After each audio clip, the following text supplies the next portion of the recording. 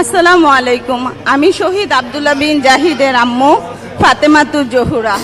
আমার ছেলে 5ই আগস্ট বিমানবন্দর থানায় আনুমানিক রাত 8:45টার দিকে গুলিবিদ্ধ হয়ে মারা যায়।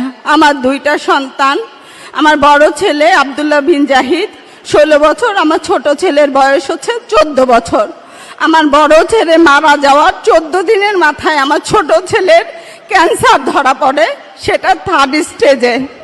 আপাতত আমার ছেলে ট্রিটমেন্টে আছে। সরকার থেকে এ পর্যন্ত আমাকে বা আমার ছেলের জন্য কোনো খোঁজ খবর নেওয়া হয় নাই। এই মার্চের 18 তারিখে আমার হাজবেন্ড ব্রেন স্ট্রোক করে মারা যায়। আমরা বিএনপির পরিবার থেকে আমার ছোট ছেলে জিসানের ট্রিটমেন্ট বাবদ যাবতীয় খরচ বহন করে, তারা আমার খোঁজ খবর নেয়। কিন্তু যাদের রক্ত দিয়ে আজকে এই দেশ গড়ছে, সেই সার্জিদ হাসনাতকে আমরা 100টা ফোন দিলেও তারা আমার ফোন রিসিভ করে না।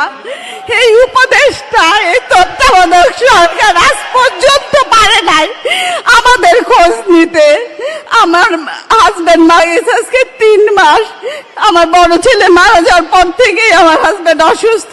এই রোজা গেছে আমার হাজবেন্ড মারা গেছে মার্চের 18 তারিখে। আমার ছেলের এপ্রিলের 26 তারিখে একটা অপারেশন হয়, সেটাও আমরা বিএনপির পরিবার থেকে করে দিছে। তারা যদি আমার পাশে না থাকতো, হয়তো আমি আমার এই শেষ অবলম্বনটুকু বাঁচাইতে পারতাম না।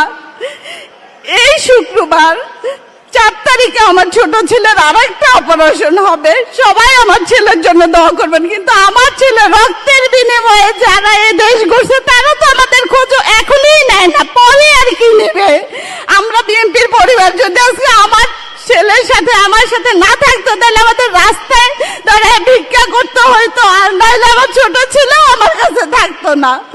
আমি আমার পক্ষ থেকে, আমার ছোট ছেলের পক্ষ থেকে, আমরা বিএনপির পরিবারের রোমান ভাই, মিথুন ভাই, Mirza Fakhrul sir, Tarique Rahman sir, Rizvi sir, সবাইকে অসংখ্য ধন্যবাদ জানাচ্ছি। আসসালামু আলাইকুম।